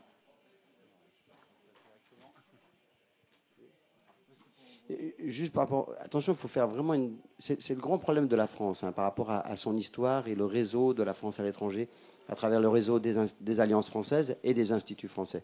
Ne confondons pas la culture française, qui doit rester une culture française, bon, pourquoi pas, et qui d'ailleurs devrait être plus représentative de la population française d'aujourd'hui, mais ça c'est une autre paire de manches. On parle toujours de l'Hexagone quand on parle de la France et non de la République avec l'ensemble de ses territoires. Ça c'est un autre, parce que la France est un pays plurilingue. Vous allez en Guyane, monsieur, vous verrez bien que la France est quotidiennement avec des langues très, très diverses, 23 langues parlées en Guyane, donc il y a de quoi faire. Mais c'est le réseau de la France à l'étranger, vous en parliez, c'est le fer de lance de la France. Quand vous, en tant qu'artiste, vous êtes diffusé par le réseau français, désolé, vous êtes payé par l'État français, donc d'une certaine façon, vous représentez cette politique qui est menée par la France. Alors, il ne faut pas mélanger ça avec une forme de nouveau colonialisme qui n'a strictement rien à voir avec votre façon de penser et d'agir. Quand vous êtes avec les citoyens sur le territoire, quel qu'il soit le territoire, vous pouvez discuter très librement à travers votre projet et les leurs d'ailleurs, parce que soyons éponges aussi de tout ce qu'on reçoit. C'est vrai que la France a souvent déversé une forme de culture, mais il faut aussi qu'elle soit capable de recevoir cette culture, comme la diversité du monde dans lequel je vis. Regardez, les institutions culturelles françaises ne sont dirigées que par des gens de couleur blanche. Regardez bien ma peau, ça c'est un passeport. Regardez le nombre de personnes qui sont de couleurs différentes de la mienne, qui dirigent des grandes institutions culturelles françaises. Citez-moi des noms, puis comme ça on verra. Allez au ministère de la Culture, vous verrez aussi, vous allez vite comprendre. Voilà, ça c'est des faits, mais ça c'est votre façon d'agir. Je pense que si chacun des citoyens du monde francophone se met dans cette situation-là, vous verrez qu'on va gagner. C'est obligé. C'est irréversible, ça. Après, c'est la question. Et il ne faut pas rentrer dans ce... Parce que, voilà, cette question de la francophonie, de pourquoi pas changer le nom, mais on s'en fout, c'est pas le problème. On est dans une ère linguistique. Quel que soit son nom, on y appartient, on est dedans, et on doit créer à l'intérieur de cela. Parce que c'est ce qui fera évoluer cette langue. Hein, mais pas l'inverse. Oui, bonjour. Oui, c'était pour apporter un petit point, un contre-exemple en fait, même si j'entends très bien et je suis d'accord comme ça. C'est pour donner un exemple, par exemple, avec Mathilde, nous on fait un festival de théâtre en français à Barcelone, et par exemple Barcelone a utilisé le français à un moment donné dans son histoire, pendant le franquisme, a été un peu, justement, pas une langue de colonisation, mais au contraire une langue de liberté quelque part, justement d'aller dans les établissements où on parlait français pour éviter les écoles françaises comme le lycée français et d'autres, pour justement ne pas être dans l'école du système franquiste. Donc du coup, et quelque part, il se retrouve qu'aujourd'hui, tous ceux qui ont plus de 40 ans en Espagne, surtout en Catalogne, parce que c'était surtout là, parlent le français, donc sont francophiles et aiment le français. Mais parce que du coup, pour eux, c'était quelque part la langue de la liberté, la langue du pays des droits de l'homme, la langue de Victor Hugo et tout ça. Enfin, du coup, et encore aujourd'hui, il y a toujours un respect quelque part par rapport à la France, même si la France n'est pas toujours bien comportée par rapport à l'Espagne. Mais il y a toujours le côté, justement, comme on disait tout à l'heure, le côté culture et voilà aussi qui est important. Donc du coup, et français, donc voilà, on fait partie. Alors, bonjour et puis merci pour tout ce qui a été dit plus tôt. Moi, j'aimerais juste parler de mon expérience, tout simplement, pas forcément polémiquer, machin. Moi, je suis, de la diversité. Enfin, je suis noire, quoi. De La Réunion, déjà. Je viens de La Réunion. Et puis, c'est marrant, souvent, quand on parle de la diversité, on n'ose pas dire ah ouais, il y a des noirs dans votre spectacle. Parce qu'en fait, nous, on joue au Théâtre du Chien qui fume avec l'auteur qui est là avec moi, Lolita Monga, tous les jours. Et hier ou avant-hier, il y a une femme qui est venue me voir directement et elle m'a fait ah ouais, mais c'est vraiment incroyable de voir la diversité là, mais de voir des gens noirs dans des spectacles, c'est ça que vous voulez dire? Voilà. Donc voilà. Bon la France a ce rapport un peu particulier là d'interroger finalement des lignes de couleur. Donc ça, et je disais aussi avec ma metteur en scène que moi peut-être le milieu anglo-saxon ça m'intéresse plus parce que y a une manière différente. Moi c'est mon voilà, bref.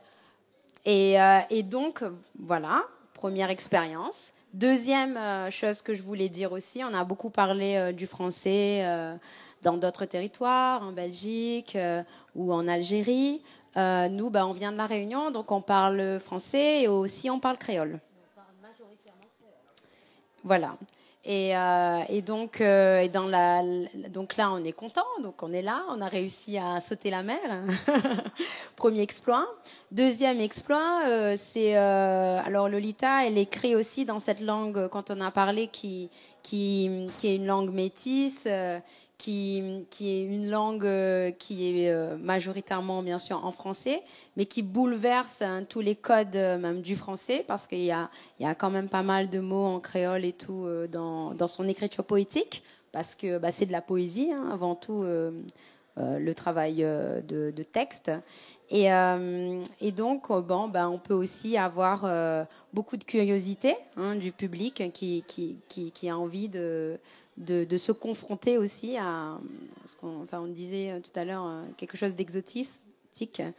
Et aussi, on peut avoir aussi une autre difficulté, celle de la compréhension.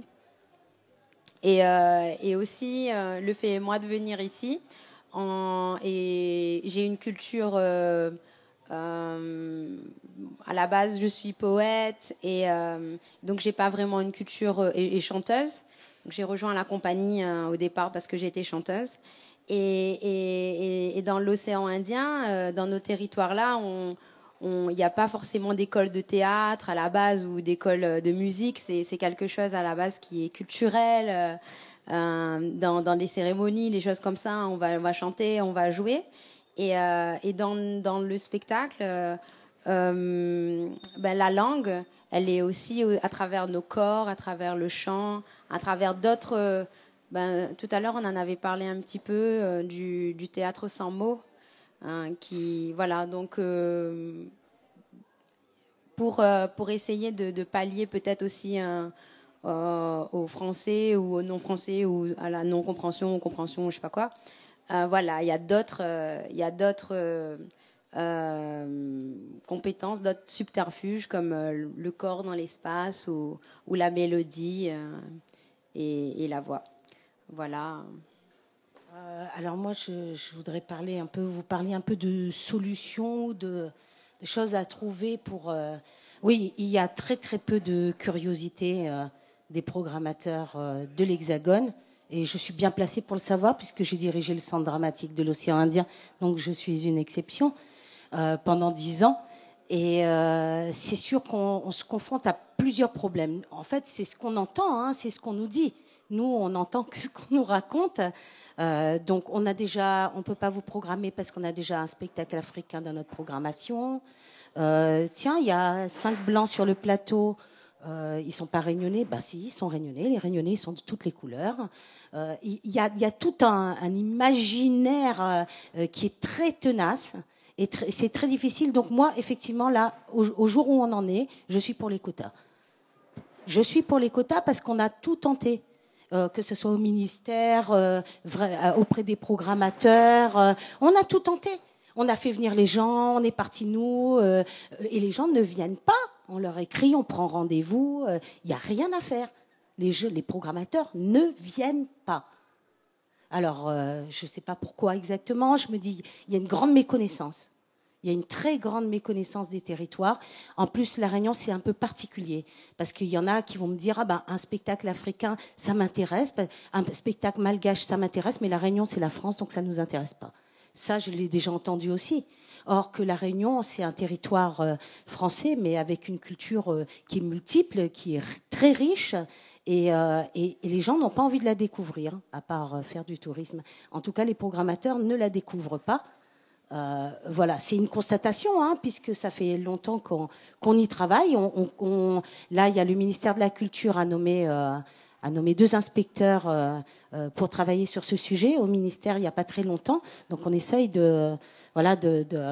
d'apporter notre parole, notre expérience et de leur dire, on a un problème d'équité territoriale qui est terrible.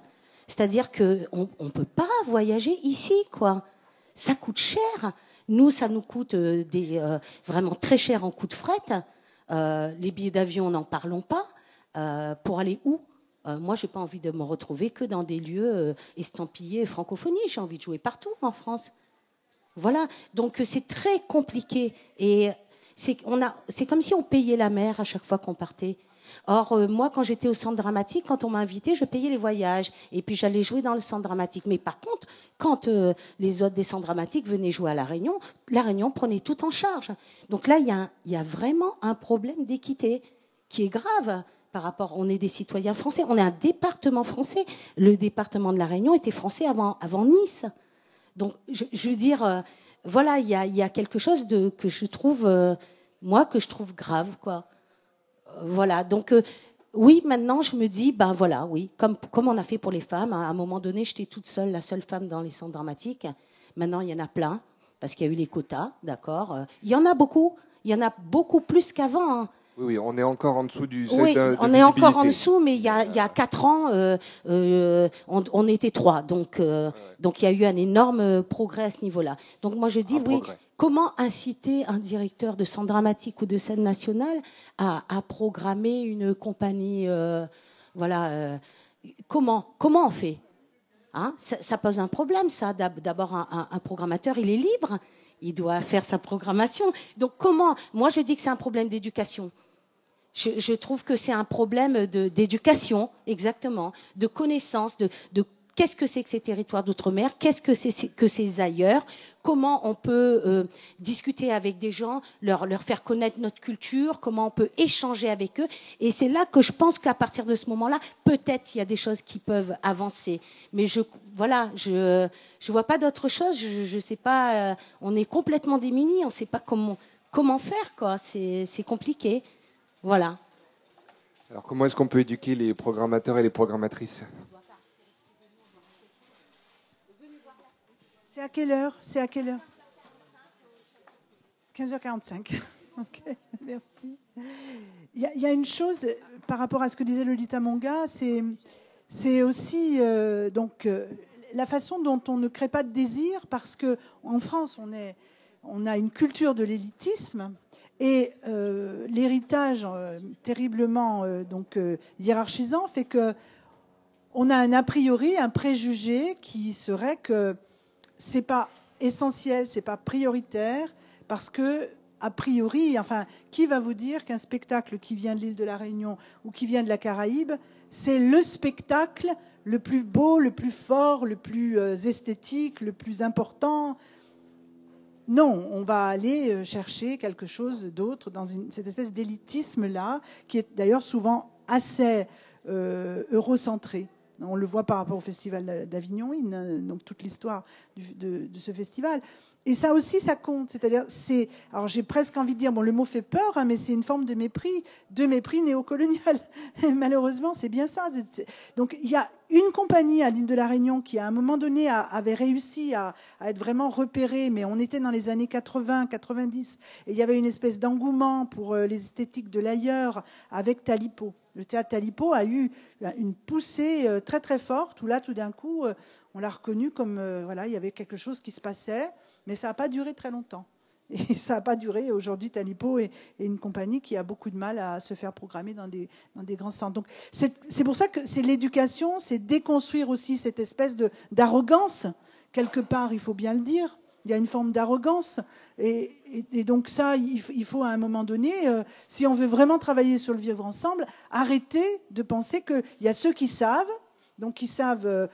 programmés dans les grands théâtres, dans les grandes institutions. Et puis après, il y a les petites choses. Alors, il y a, évidemment, là-dedans, on va entrer la francophonie.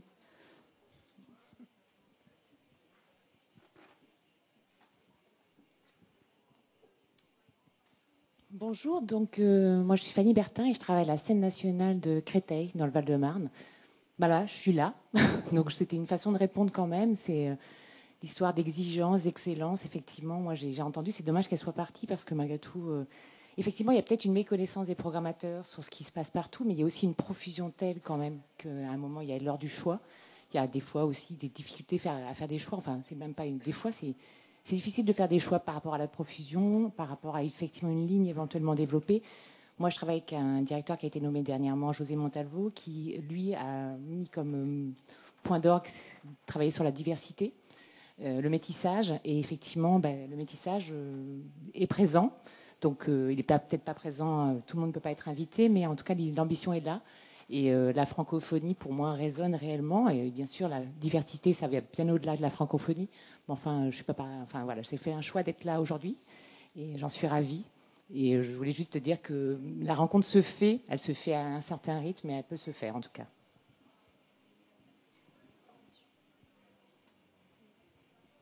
Oui, bonjour. Dans une vie précédente, je travaillais pour un organisme de formation au métier du spectacle qui a beaucoup effectivement collaboré à l'étranger, outre-mer. Donc c'est une problématique que je connais bien côté spectacle. Je suis venu pour écouter, puis je me suis dit en fait je vais prendre la parole parce que maintenant je suis président d'une association qui s'appelle le Cercle du FLE, français langue étrangère. Et en vous écoutant, je me dis mais on a la même problématique sur le territoire, dans l'Hexagone, avec les publics que l'on accueille. C'est-à-dire que nous aussi, on se retrouve à défendre la francophonie, puisqu'on est en train de partager cette langue avec tous les étrangers de tout type, de jeunes filles au pair en passant par les réfugiés, et de personnes qui sont demandeuses de la langue, puisqu'elles ont besoin de la maîtrise de la langue pour travailler, pouvoir vivre maintenant en France, pays qu'ils et elles ont choisi, souvent. Et nous, on travaille beaucoup sur, effectivement, la culture et ce que représente, au travers des arts, justement, l'approche et la meilleure connaissance de la langue. Et comme vecteur alors d'inclusion qui permet de balayer tous les problèmes que vous citez, parce que la plupart de ces publics, de fait, ne viennent pas de pays francophones. Sinon, ils maîtriseraient la langue. Donc, ils sont en demande très très forte de ce qu'est la culture francophone et de ce que représente la francophonie. Et quand on fait du français langue étrangère, on n'est pas plus aidé financièrement ou dans les échanges que quand on fait du spectacle. Donc, c'est une vraie question pour nous de trouver des vecteurs. Donc nous ici, nous avons la chance d'aller au Théâtre du Don, emmener les gens voir des spectacles et préparer. Mais ce que je voulais dire, c'est que la francophonie, c'est aussi un espace en France, sur l'Hexagone, qu'il faut défendre.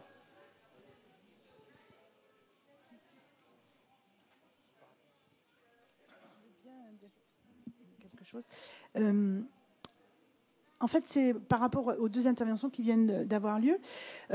Vous avez dit qu'il y avait beaucoup de propositions et que finalement c'était difficile de faire un choix, madame. Bon.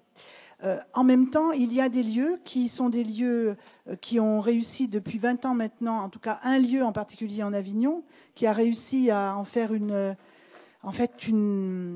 je dirais vraiment un cheval de bataille, donc une obsession même, c'est d'accueillir des spectacles du tout monde et de penser effectivement la francophonie dans la notion dont on parlait monsieur tout à l'heure, c'est de cette idée d'un tout monde, donc d'une francophonie à laquelle adhère toute la France, et donc de l'intérieur comme à l'extérieur. Bon, ce lieu, c'est la chapelle du Verbe incarné, dans lequel il y a des spectacles qui viennent effectivement de Tahiti. Donc, vous avez un spectacle de Tahiti, un spectacle de l'île de la Réunion, un spectacle également qui a été construit avec la Martinique et la Corée, et donc avec un plurilinguisme, puisque les artistes donc sont effectivement pas francophones, mais pour certains ici sont mis, donc ils ont fait l'effort du FLE, comme on dit, et ça donne des spectacles absolument improbables, et pourtant donc sur des questions qui convoquent effectivement l'expression du français, la culture, une façon de penser la scène,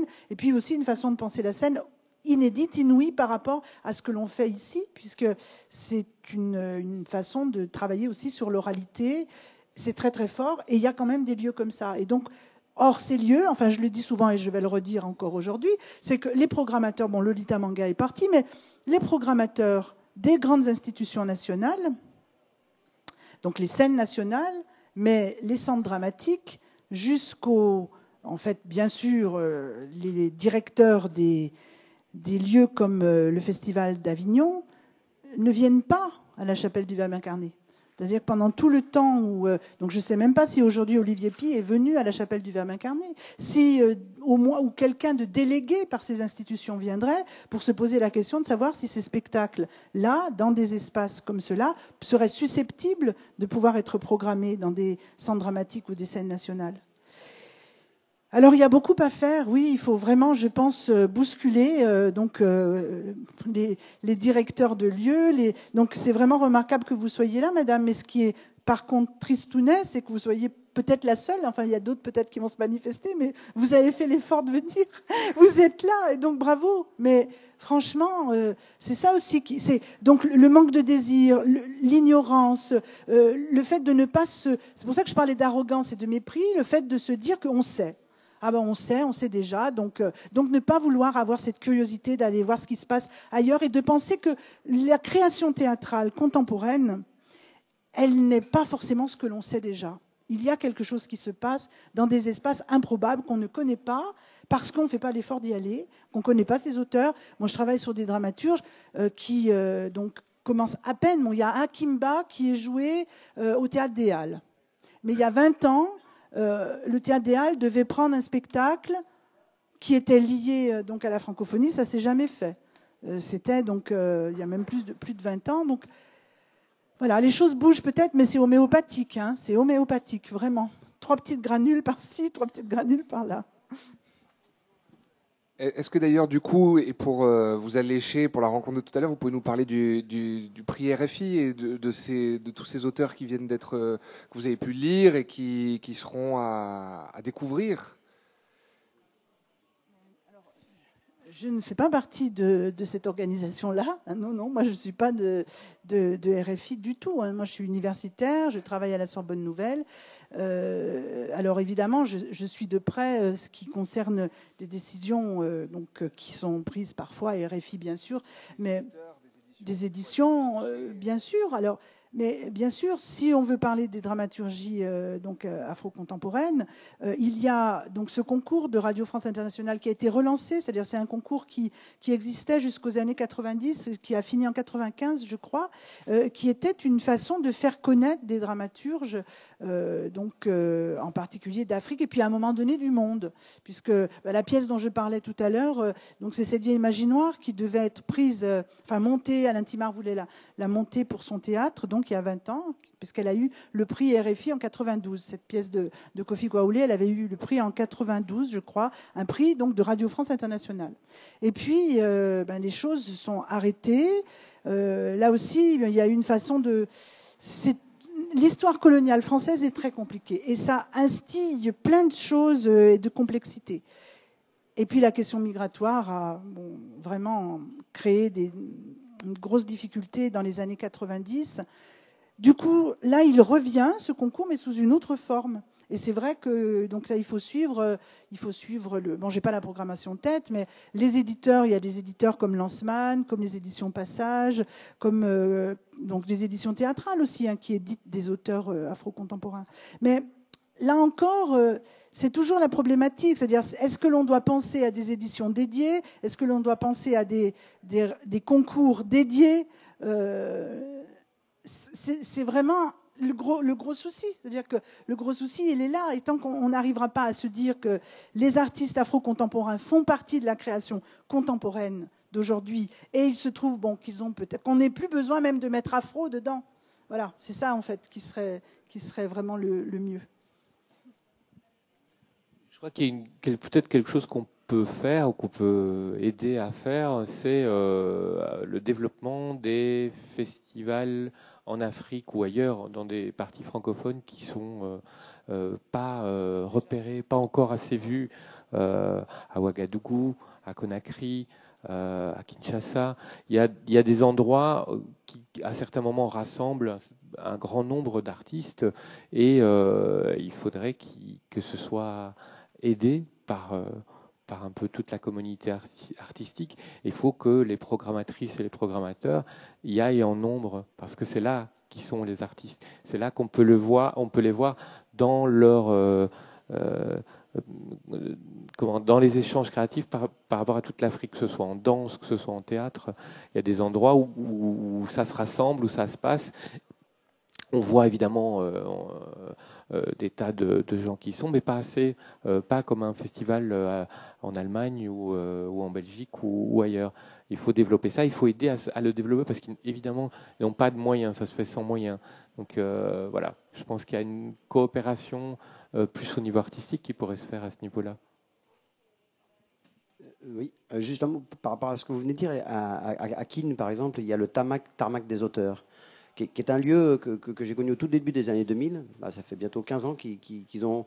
C'était balbutiant, tout le monde rigolait en disant, bon, Axe Sud, par exemple, je me souviens plus son nom, qui s'occupe de la collection Afrique, me disait, oui, mais est-ce que tu crois que ça va... Voilà. Et aujourd'hui, ça existe vraiment. Il y a des résidences d'écriture qui se font au Tarmac des auteurs de Kinshasa. Et je pense qu'il faut que l'Occident, parce que vous parliez de la colonisation, je dirais que c'est plutôt l'histoire de l'Occident. Hein. C'est vrai que notre vieux continent européen a eu dans son histoire, c'est vrai, des agissements peut-être, bon voilà, etc. Mais aujourd'hui, dépassons cela. Regardons la Chine, par exemple. Aujourd'hui, on ne parle plus de la Chine.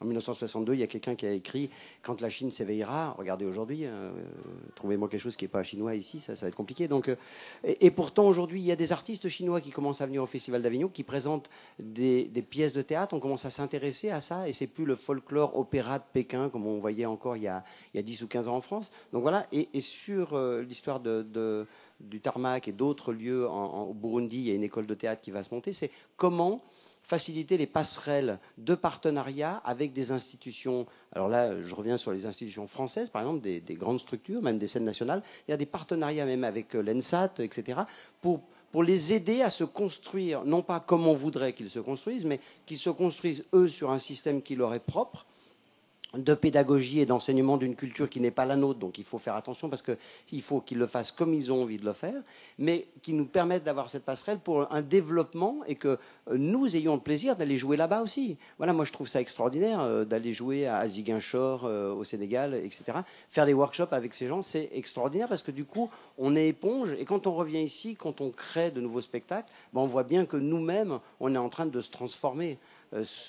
On est vraiment, c'est ça, cette appétence dans l'écriture de Kofi Kouélé, d'Alain Mabonkou, enfin de tous ces gens-là, de Boilem Sansal, qui est je ne sais pas si vous connaissez le village de l'Allemand ou les frères Schiller, ou 2084, la fin du monde, enfin voilà. Il est en train de faire une adaptation de 2084, la fin du monde, qui va être à la fois créée en Allemagne, en même temps et en France, puisque nous, on va le monter en français, et ils vont le monter à Mannheim en allemand, en même temps. Et je trouve ça super, je veux dire, parce que c'est des textes voilà, qui parlent vraiment de notre époque, et qui sont écrits par des auteurs francophones. D'ailleurs, Boilem, souvent, quand on le titille avec ça, il dit « Ben non, je suis un écrivain de langue française ». Justement, il a peur de cette étiquette de la francophonie. Mais voilà, je crois qu'il y a beaucoup de passerelles à faire pour les aider, y compris avec le Festival d'Avignon. Je pense qu'il y aurait des choses à faire pour des réciprocités. Parce que c'est vrai qu'on parle souvent de grands pays émergents, mais dans le sens économique du terme. On pourrait aussi faire autrement.